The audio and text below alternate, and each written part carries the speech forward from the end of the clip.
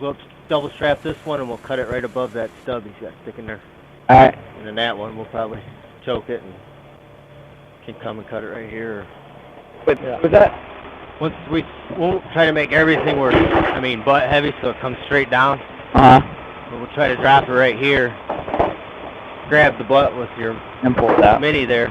Cause I'll just keep lowering and you just drag that thing right out underneath the stuff. Flip it over. Alright, you're hooked. Don't strap on that dead one. Up to the next cross. No, right there's, you're good right there. Right here? Shut up. Below that crotch where you got that strap.